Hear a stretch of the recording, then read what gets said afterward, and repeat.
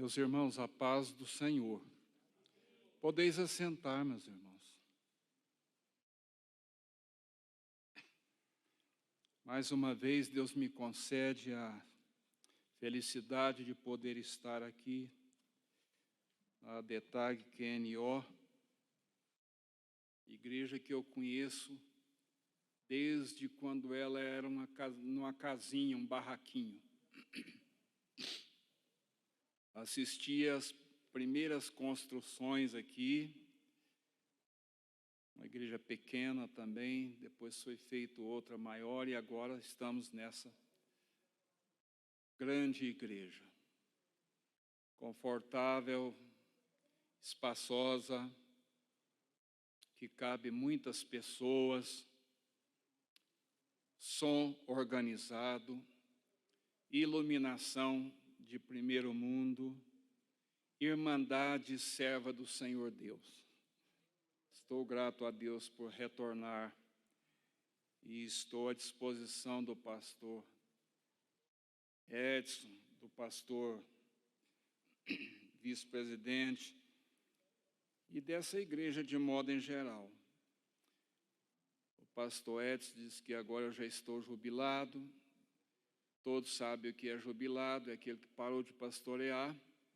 Mas eu disse a ele que eu continuo jubilando, eu continuo jubiloso, aleluia, mesmo estando jubilado. E o pastor Edson me permitiu trazer um tema livre, e eu gostaria de ler um texto aqui, já por demais sabido por todos os que estão aqui presentes, e até por você que está em casa assistindo esse trabalho, já são conhecedores do texto que eu vou ler, mas a palavra do Senhor não envelhece, nunca é muito batida, a gente sempre sente um renovo, algo diferente, algo de edificante, todas as vezes que a lemos ou a escutamos. Louvado seja Deus. A palavra está aqui no capítulo 2 de Apocalipse, onde nós lemos o seguinte: estas são as palavras daquele que tem as 7 estrelas em sua mão direita e anda entre os 7 candelabros de ouro. Conheço as tuas obras, o teu trabalho árduo e a tua perseverança. Sei que você não pode tolerar homens maus, que pôs à prova os que se dizem ser apóstolos e não são, e descobriu que eles eram impostores. Você tem perseverado e suportado sofrimentos por minha causa e não tem se desfalecido. Contra você, porém, tenho que você abandonou o seu primeiro amor. Lembre-se de onde caíste, arrepende-se, pratique as obras que praticava ao princípio, no princípio. Se não te arrependeres, virei a você e tirarei o seu candelabro do lugar dele. Mas há uma coisa a seu favor: você odeia as práticas dos nicolaítas, como eu também as odeio. Aquele que tem ouvidos, ouça o que o Espírito diz às igrejas. Ao vencedor darei o direito de comer da árvore da vida que está no meio do paraíso de Deus. Amém. Palavras do Senhor Jesus Cristo. Jesus de Nazaré, o Filho de Deus, quando ele, na ilha de Patmos, se apresentou a João e deu a ele as revelações do Apocalipse, do final dos tempos, da nossa entrada para a eternidade. O Apocalipse é um livro que sempre deve ser lido por todos nós repetidamente, pois ele fala da nossa esperança, do nosso futuro, e há uma observação num dos versículos que diz: estas palavras são fiéis e verdadeiras. Eu louvo a Deus porque quando a gente está com a Bíblia na mão, a gente está com o mapa, a gente está com as coordenadas, a gente já sabe o caminho por onde passar, como proceder em cada curva e assim sucessivamente. Nós temos aqui essa primeira carta, porque elas são 7 ao total. E aqui nós temos essa primeira carta de uma igreja grega, Éfeso, quando o Senhor Jesus manda que João escreva e envie a carta até a igreja de Éfeso. Éfeso era uma cidade grande, uma metrópole, onde era adorada a deusa Ártemis, que em outras palavras, Diana dos Efésios, cujo templo levou 200 anos para ser construído naquela época, o maior templo do mundo naquela ocasião. E ali naquela cidade o apóstolo São Paulo pregou o evangelho algumas vezes. Deus o usou. Ali por perto ele foi apedrejado, foi deixado como morto, mas ele não se desanimou.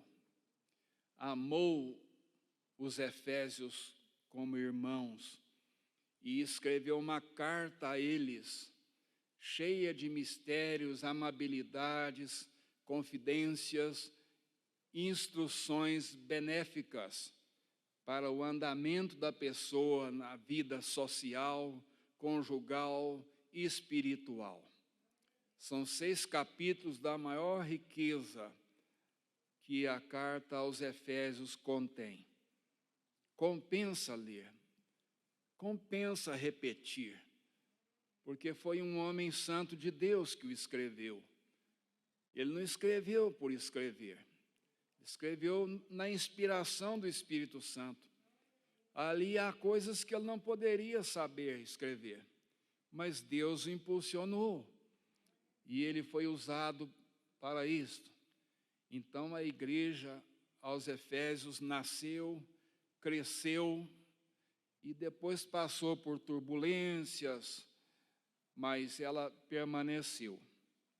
E agora vem o Senhor Jesus, por meio desta palavra, desta carta, trazer aos Efésios uma palavra, primeiramente falando quem é que está enviando essa carta, essas palavras. É aquele que está entre as estrelas, entre os pastores, aquele que está no centro de tudo. Era ele mesmo apresentando a sua identificação de quem era que tinha enviado aquela carta.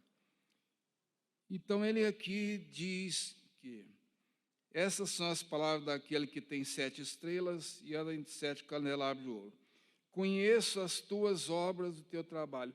Ele começa a carta, Jesus enviando essa carta, ele começa falando daquilo que ele aprovava, daquilo que ele aprovou no comportamento daquela igreja, daquele pastor, que era chamado de anjo da igreja. Então Jesus aqui fala daquilo que ele considerava correto, justo, promissor, mas também fala alguma coisa ao contrário. Então ele diz: conheço as suas obras. Jesus sabe de tudo. Pastor Edson Reis leu aqui o Salmo 139, da onisciência de Deus. Jesus conhecia e conhece todas as coisas. Então ele disse àquela igreja: conheço as tuas obras. Irmãos, não é necessário alguém levar informações ao Senhor de como alguém está comportando, como alguém está andando, a não ser quando é uma oração de intercessão. Aí pode, vale e é altruísta se comportar para ajudar alguém, apresentando o nome, a luta, o que está passando, o que está ocorrendo.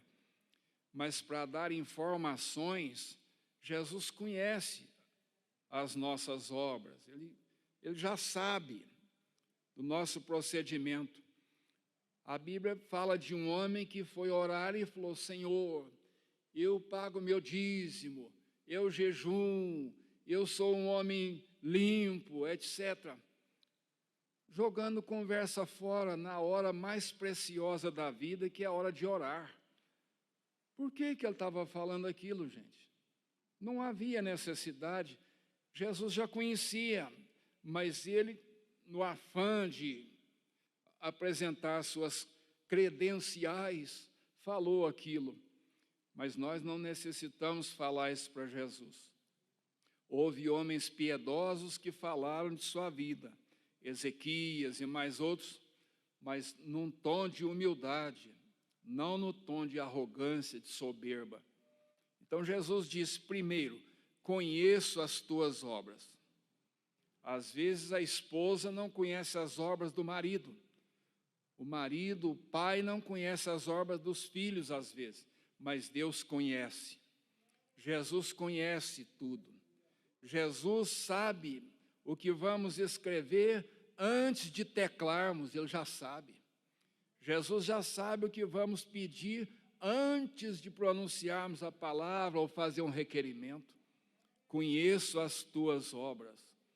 E é bom, quando nós temos ciência disso, que Jesus conhece o que nós praticamos. Nós não temos que nos apresentar, prestar contas a um homem ou a alguém das nossas obras. Não. A não ser que seja um funcionário, um empregado, prestando contas ao seu patrão, um soldado prestando contas do seu trabalho na caserna. Mas, diante de Deus, não é necessário a gente falar o que fez, o que deixou, porque Ele já conhece as suas obras e as minhas obras. Aleluia, meus irmãos. E Ele diz: e o seu trabalho árduo. O trabalho da obra de Deus não é um trabalho fácil, não é um trabalho tipo passar tempo, não, é um trabalho que nós envidamos vigor, nós nos desgastamos. Então, o trabalho da igreja é um trabalho forte, porque ela trabalha transmitindo a luz, passando o sal da terra para as pessoas e sendo a luz do mundo. É um trabalho efetivo que não pode parar. A igreja não pode parar o seu trabalho. Trabalho de evangelização, trabalho de alcance dos presídios, alcance dos hospitais, alcance dos nossos vizinhos. Nós não podemos parar. E Jesus disse a ela: o seu trabalho árduo eu conheço. Às vezes você faz um esforço tão grande, ninguém viu, ninguém fala nada. Ou então, quando fala, diz assim: está querendo ser o quê? Está querendo ir chegar aonde? Ao invés de orar, de aplaudir, como Caim devia ter aplaudido Abel, mas ele fez o contrário. Mas não importa, conheço o seu trabalho árduo, trabalho pastoral, trabalho de um obreiro, de um crente fiel ao Senhor, é um trabalho árduo, exige esforço, exige interesse, concentração. Como é que esse povo iria cantar tão bem aqui se não houvesse um trabalho árduo, se não houvesse ensaio, dedicação? Como é que aquele moço poderia cantar os hinos aqui na frente, tocando tão agradável, se ele não se cuidasse, se ele não ensaiasse, se ele viesse sem saber o que queria cantar? Trabalho árduo é dedicação na obra do Senhor. Trabalho árduo não é só carregar massa e tijolo quando está construindo a igreja. trabalho mais árduo é o espiritual, é aquele que nós promovemos o bem ao nosso próximo, evangelizamos. Eu tenho feito um trabalho que parece que não é árduo. Gosto de distribuir livros, mas se for olhar ao pé da letra, foi um trabalho árduo. Você acredita nisso? Quando eu parei para escrever, anotar tudo aquilo, passei para um professor corrigir a gramática, as combinações, etc., o que era melhor, mais claro. Depois leva para a gráfica, aí corrige, alguém faz a capa, depois me fala o preço, aí eu pago aquele preço, vou buscar lá na gráfica. Então, querendo ou não, há alguma coisa de árdua nisso aí. Eu me sinto bem, eu sou feliz por fazer isso e quero fazer isso até meu último suspiro, mas é um trabalho árduo. E o trabalho da igreja não é um trabalho fácil. Por quê? Porque a igreja trabalha contra as trevas, contra o mundanismo, contra especulações, contra enviados do maligno. É um trabalho árduo, mas a igreja vai rompendo em fé, em nome de Jesus. Ela vai fazendo o seu trabalho para a glória do nome de Deus. Aí ele diz, e a sua perseverança. Escrevi outro dia que os educandários nos ensinam a escrever, a ler, a desenhar e a fazer cálculos, mas não nos ensinam nada sobre a grandeza da perseverança. Vê se o seu filho já chegou em casa algum dia falando, mamãe, papai, sabe o que o professor ensinou hoje? Ele ensinou a gente perseverar, a gente continuar o que a gente inicia. Ele falou sobre isso. Eu acredito que ninguém nunca ouviu uma criança, um filho falar isso, porque lá eles não ensinam essa parte. Mas a igreja ensina, está cheia de perseverantes e de pessoas que querem continuar o que iniciaram.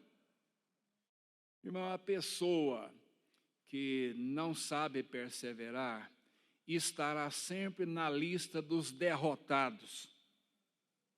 Eu repetir.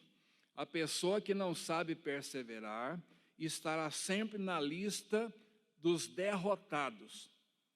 Porque a perseverança é a coroação de qualquer corrida, é a coroação de qualquer acabamento de construção. A perseverança é você chegar lá naquele dia, jogar o boné para cima e falar, formei, graças a Deus. A perseverança é algo que não é necessário correria, mas constância. Ser constante. Sede firmes no Senhor, no trabalho do Senhor, porque o vosso trabalho não é vão no Senhor. Então, a perseverança é isso. Não exige gritaria, não exige notoriedade, não exige alguém que quer que os outros aplaudam ou fale uma palavra de distinção. Não, irmãos, tudo isso é quando a gente é menos maduro. Depois a gente vai entendendo que toda honra e toda glória são dadas ao Senhor, ao nosso Deus e ao seu Filho, nosso Senhor Jesus Cristo. Então, conheço a tua perseverança. Falhamos? Falhamos. Erramos? Erramos. Tropeçamos? Tropeçamos. Por quê? Porque ainda não estamos no estágio de glorificação, não estamos ainda dentro do reino dos céus, estamos na terra, misturado com os pecadores, sendo nós também pecadores, embora lavados pelo sangue de Jesus, mas não somos ainda perfeitos. Jesus disse sobre relacionamento, sede perfeitos como vosso Pai é perfeito. Quando manda a chuva para um e para outro, então nós devemos ser perfeitos, tratando todos bem, todos igualmente. Então, conheço as tuas obras, conheço o teu trabalho árduo, e conheço a tua perseverança. Irmãos, a pessoa que pegar 2 quilos de lã na mão assim, 2 quilos de lã, ou 1 quilo de lã, parece que não é nada. Ele vai andando, daqui quando ele dá 50 passos, as mãos começam a cansar. Mas ele não está carregando lã. Mas o problema não é esse, é o andamento, é a sequência, é aguentar ali firme. Irmãos, quem não persevera não chega ao acabamento. Não, ele não consegue chegar. Havia um irmão, amigo nosso, declino o nome dele pelo respeito que tinha e tenho por ele. Inclusive, esse filho dele já veio a falecer num acidente, mas ele disse que colocou o nome no filho dele de Projeto. Aí eu falei, como é que é? É Projeto.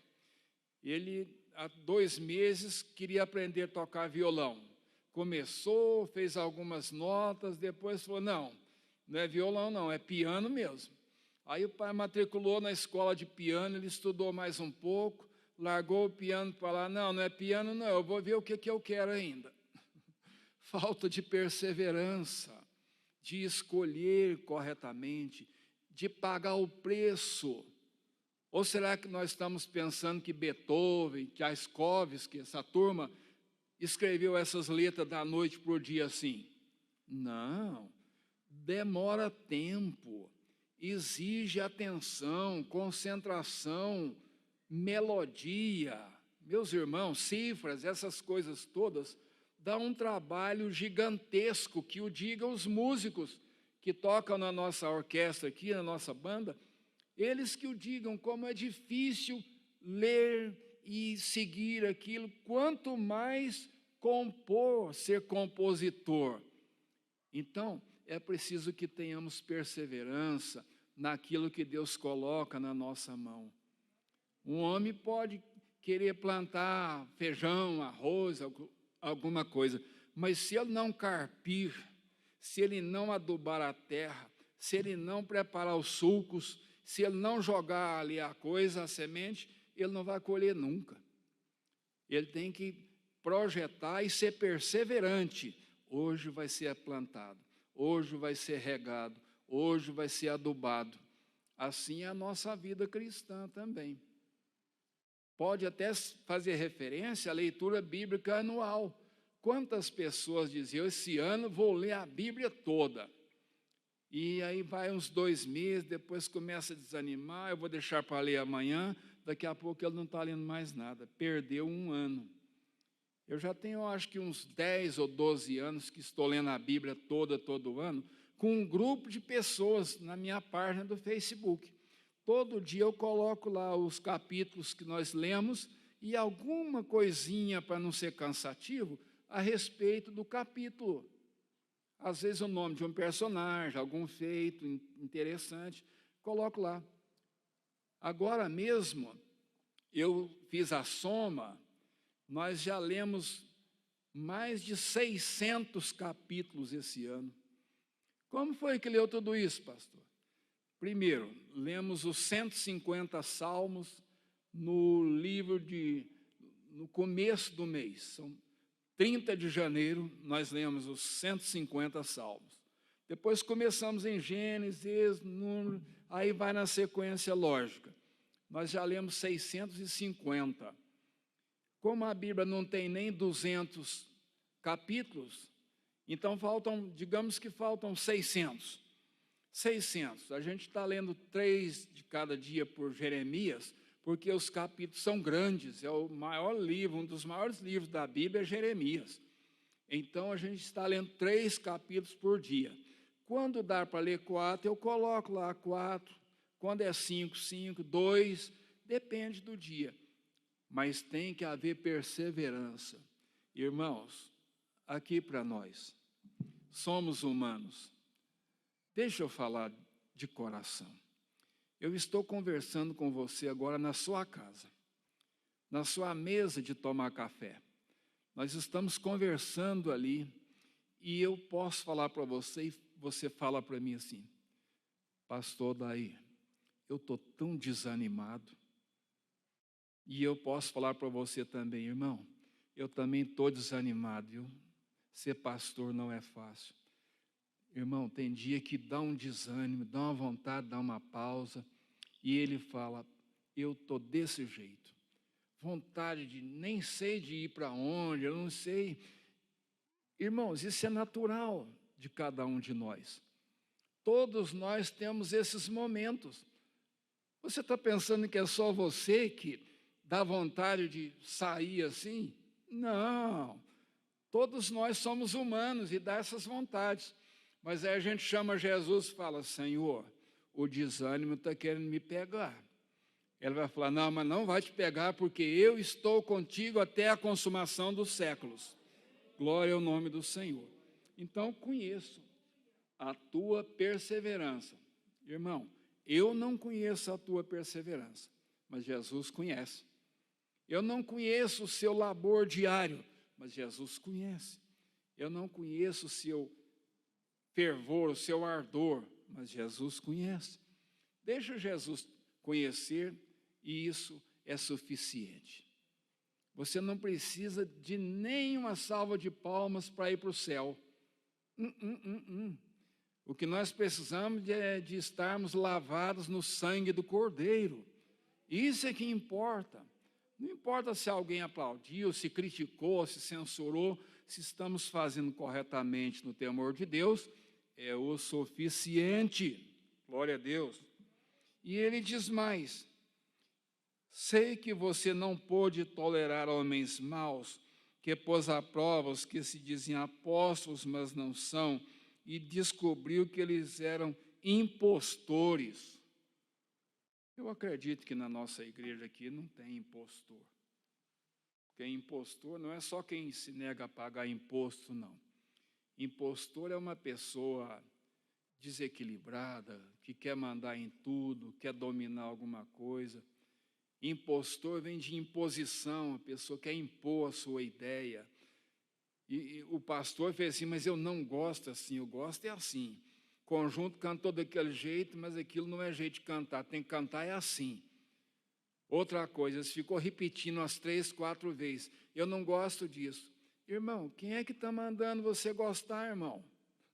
Eles estão adorando a Deus, não é você. Deus não se cansa do nosso louvor. Aleluia. Então, aqui cabe ao pastor, ao ministério, examinar os homens, as mulheres que são investidos de autoridade diaconal, do presbiterato, do evangelismo, evangelistas e do pastorado. Cabe a eles ver quem é quem, porque se for uma pessoa reprovável, ela não pode continuar desenvolvendo o seu trabalho como um obreiro que está bem. Ela não pode. Está errado. Ela precisa primeiro consertar para depois trabalhar. O apóstolo São Paulo teve esse cuidado. Sabe o que ele disse aos coríntios? Esmurro o meu corpo e o reduzo à servidão, para que pregando aos outros, eu mesmo não venha a ser censurado. Eu mesmo não venha a ser reprovado. Então o obreiro precisa, a obreira, o crente em geral, trabalhar para não ser reprovado. Ser fiel ao Senhor, não ser um impostor no meio, querer impor a sua ideia.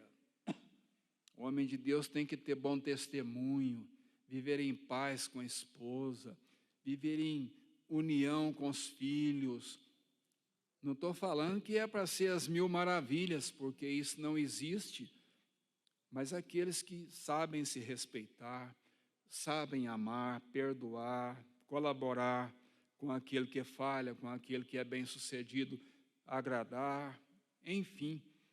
Então aqui o Senhor Jesus está falando que aquela igreja estava de parabéns porque não tolerava esse tipo de obreiros, impostores, mentirosos, enganadores, aparência, mas na hora de ver o interior, a base, a essência, não tem nada. E isso é muito mal. Até diz um versículo do Apocalipse que você tem nome de vive, mas que está morto. Isso deve ser uma coisa muito triste para um crente. Tem nome de que vive e está morto por causa do pecado. Então, não pode ocupar espaço a pessoa impostora. E mais adiante ele ainda diz assim: você aborrece a obra dos nicolaítas. O que é isso? Nicolaítas era um povo que seguiu a doutrina de Nicolau, que se desviou. Ele era um diácono da igreja primitiva, se desviou, e há alguns escritores que dizem que ele fundou um grupo de nicolaítas. Os seguidores dele chamavam nicolaítas, seguidores de Nicolau. O que era isso?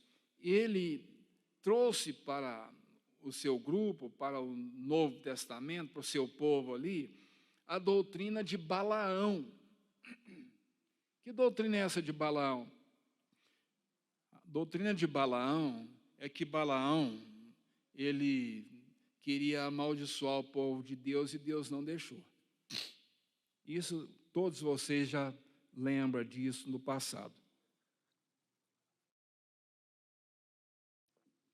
Então, depois que Balaão viu que havia esgotado as suas manias, os seus métodos de amaldiçoar os outros, que ele não foi bem sucedido nisso, ele simplesmente voltou para lá, para onde ele estava, deixou o rei na mão lá, e ele se desviou, se afastou da legitimidade de um profeta. Ele perdeu aquilo, ele ficou sem nada ali, porque ele não foi bem sucedido amaldiçoando o povo de Israel.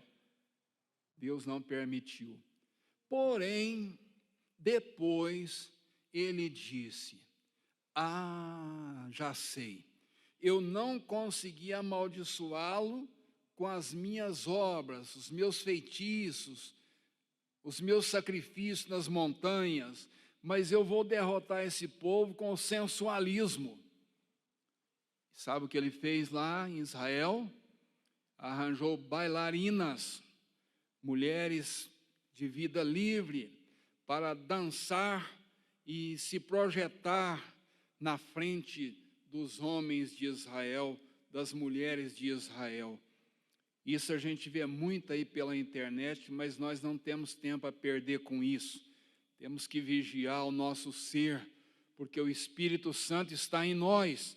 E o que o Espírito Santo não agrada, nós não devemos concentrar naquilo. Devemos fugir.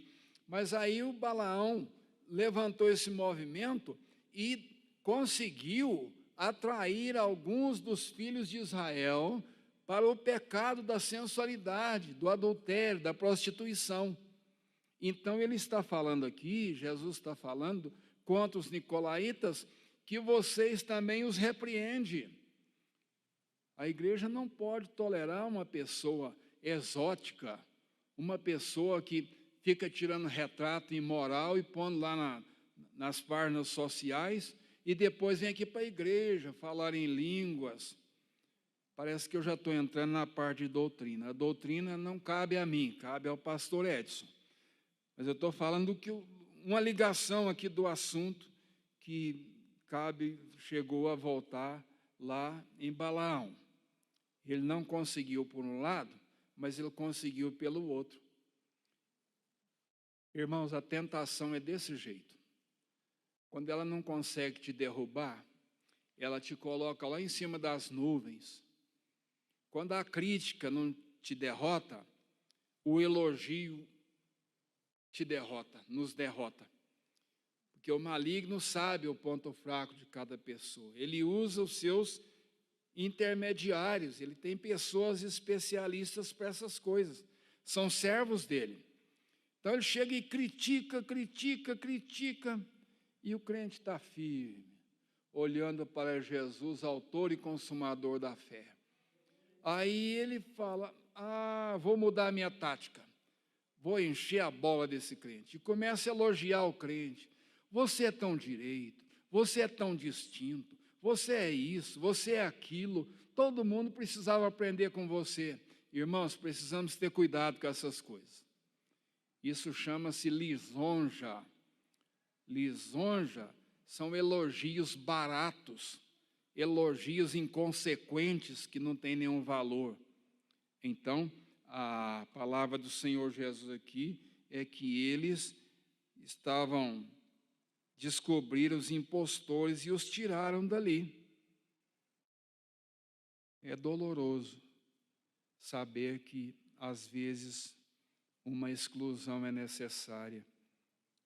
Paulo escreveu aos Coríntios sobre um rapaz que estava com um comportamento muito errado, que ele excluísse aquele rapaz.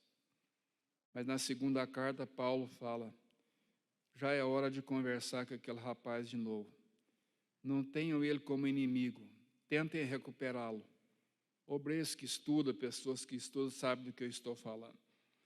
Então, aí ele disse, você tem perseverado, outra vez, que valor tem essa perseverança, gente? E suportado sofrimentos por causa do meu nome.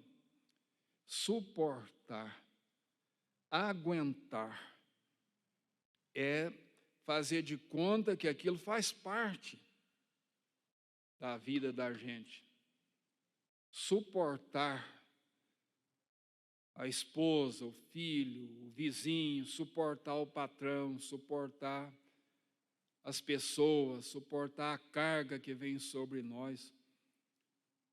Ele está dizendo que você tem suportado os maus, os críticos, você tem suportado os sofrimentos por causa do meu nome. Vocês já apanharam, já foram presos, já foram perseguidos, xingados por causa do meu nome, mas vocês têm perseverado, vocês têm continuado.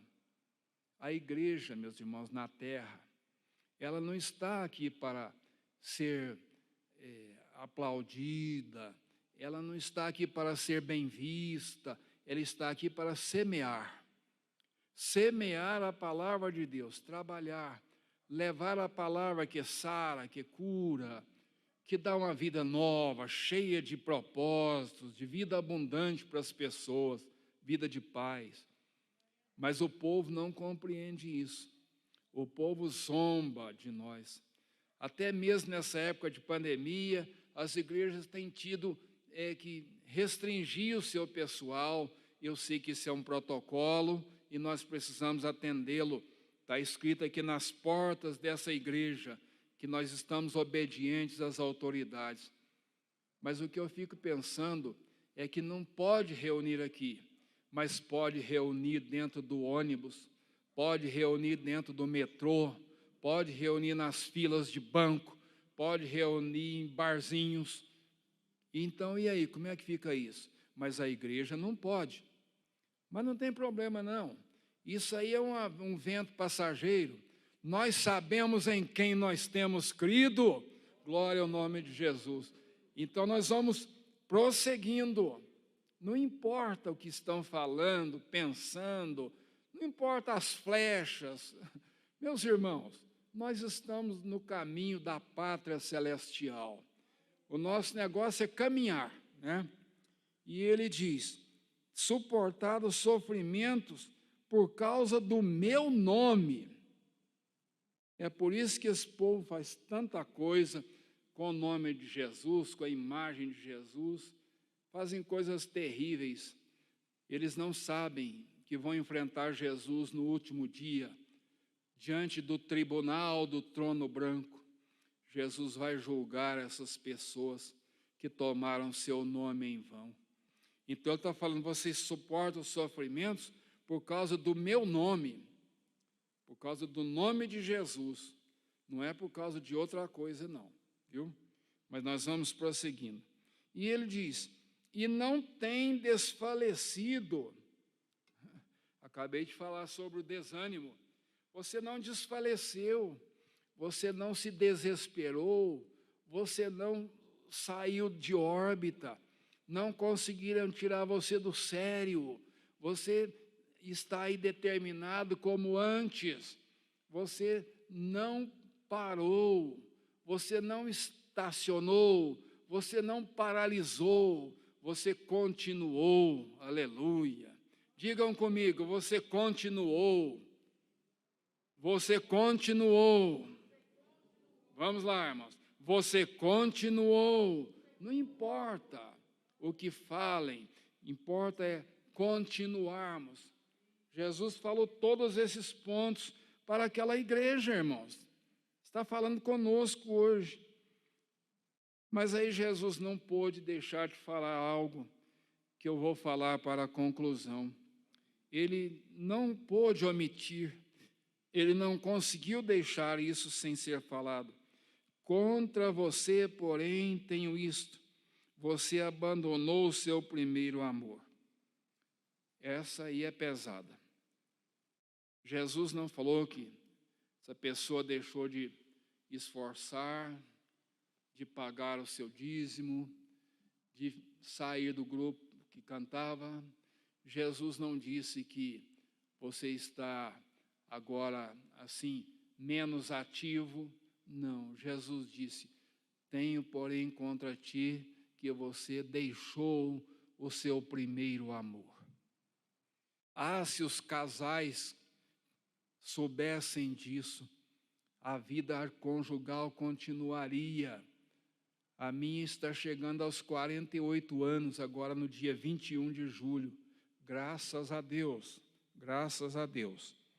Mas se os casais soubessem o que é o primeiro amor e conservassem o primeiro amor, eles viveriam 1000 anos juntos.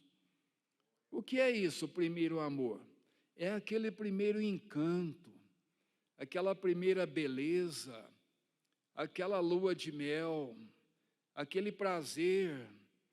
Não é um romantismo exagerado, uma coisa sem limite, quer aproveitar o máximo, está com fome demais, vai com sede demais ao pote. Não é isso. É aquele amor compassivo, persistente, repetitivo. Vocês entendem o que eu quero dizer agora? Quando o namoro acaba no casamento, vai tudo por água abaixo. O namoro precisa continuar depois que a gente se casa. O que é isso? É promessa? É ficar falando seus olhos brilham como as estrelas? É isso? Não, não é isso.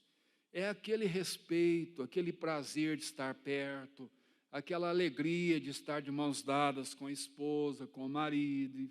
Então, é o primeiro amor. O primeiro amor com Jesus é que a gente queria estar na igreja o máximo que pudesse.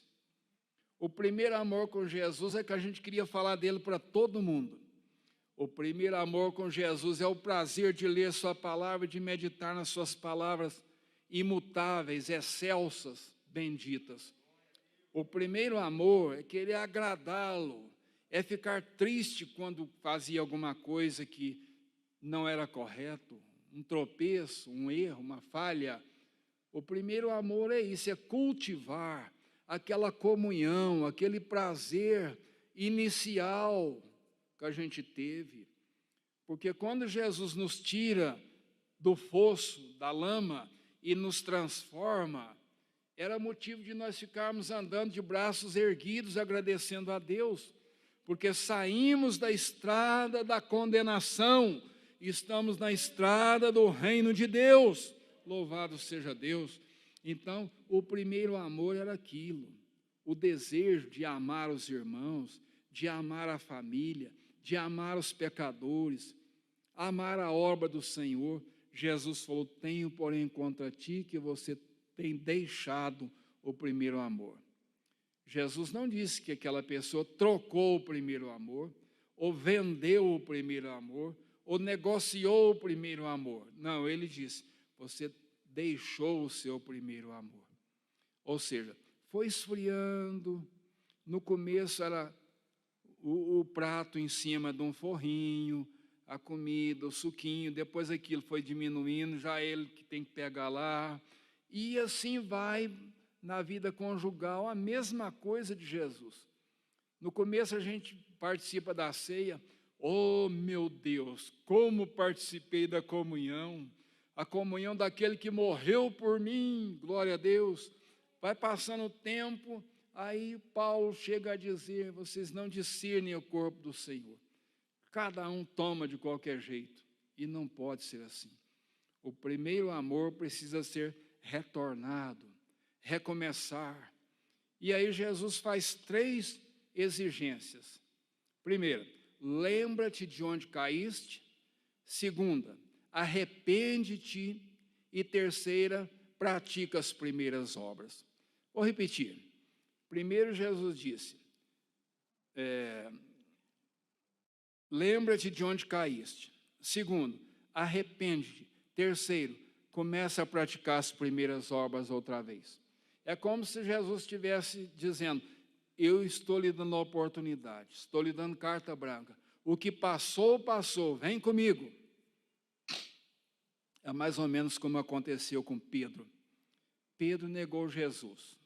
Não há tempo para falar todos os detalhes, mas quem sabe um dia, né? Quem sabe um dia, vocês vão ter que me ouvir ainda mais uma vez. Oh, meus irmãos, desculpa a brincadeira. Então Pedro pecou, negou Jesus. Mas Jesus o perdoou, ele chorou. Aí depois desse arrependimento que Jesus encontrou com ele, Jesus disse, Pedro, vem cá um pouquinho.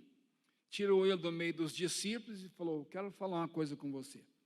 Pedro, eu vou dizer nas minhas palavras, olha bem dentro dos meus olhos. Sim, Senhor. Pedro, tu me amas? Amo, Senhor. Amo. Então apacenta as minhas ovelhas. Pedro, olha para mim. Pedro, tu me amas? Amo, Senhor. Então apacenta os meus cordeirinhos. Pedro, mais uma vez, tu me amas? Aí Pedro ficou meio triste e falou, Senhor, tu sabes todas as coisas, tu sabes que eu te amo. Jesus disse, então apacenta as minhas ovelhas. Jesus estava falando, eu te dei o cargo, a chave na mão, você vai ser o líder do colégio apostólico, então está com você. Só porque você me ama. Jesus não perguntou a ele, Pedro, você vai se comportar agora? Olha que eu te perdoei. Você vai cair outra vez? Pedro, você faz um compromisso, você quer assinar um documento aqui, Pedro? Não. Ele perguntou, Pedro, tu me amas? Amo, Senhor. Então a questão está resolvida. Meus irmãos, Deus os abençoe. A igreja da QNO é sempre muito educada. Todo mundo quietinho, atento à palavra. Deus os abençoe, meus irmãos, com suas famílias, com seus cargos na obra de Deus, com a sua vida particular, pessoal. Deus os abençoe juntamente com seus pastores. Amém.